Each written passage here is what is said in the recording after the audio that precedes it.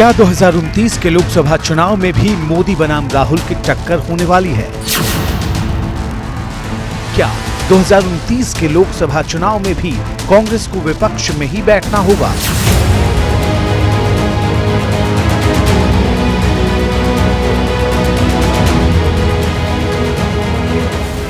2029 के चुनाव को लेकर 2024 में उठ रहे इन सारे सवालों के पीछे बीजेपी के चुनावी चाणक्य कहे जाने वाले केंद्रीय गृह मंत्री अमित शाह। बीजेपी के प्लान 29 पर अमित शाह ने चंडीगढ़ में बहुत बड़ा दावा कर डाला।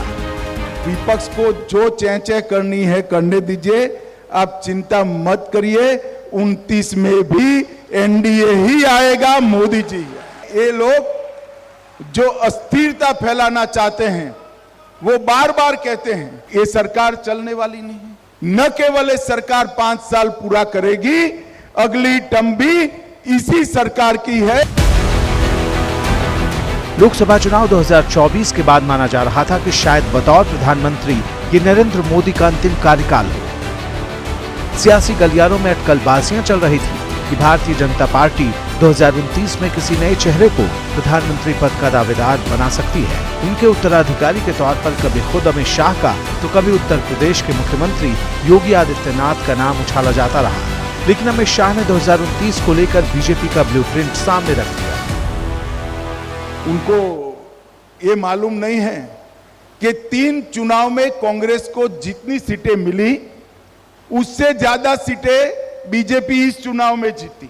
विपक्ष में बैठने की तैयारी रखना और ढंग से ऑपोजिशन में काम करने की पद्धति सीख लेना।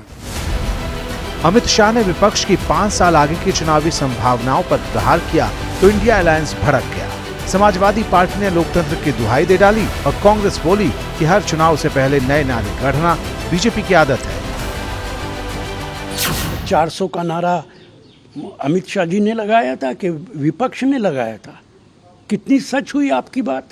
आप तो हर चुनाव से पहले इस तरीके के नारे लगाते हैं और जो वादे करते हैं उनको आप जुमला बता देते हैं।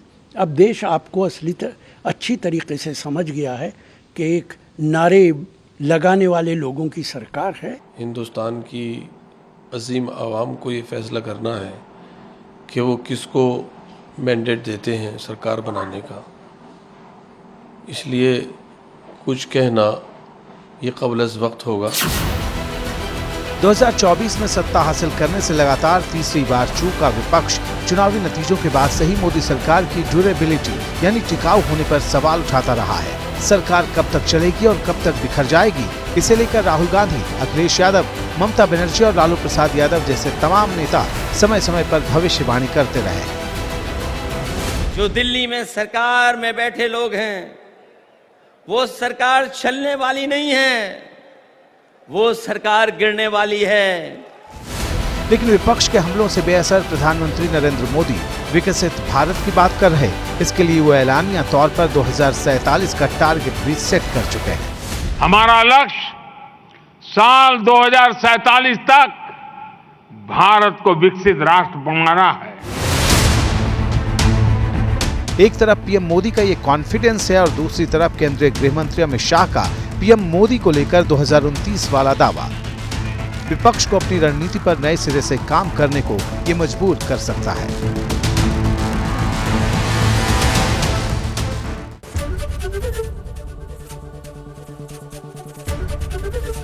एबीपी गंगा, खबर आपकी, जुबान आपकी।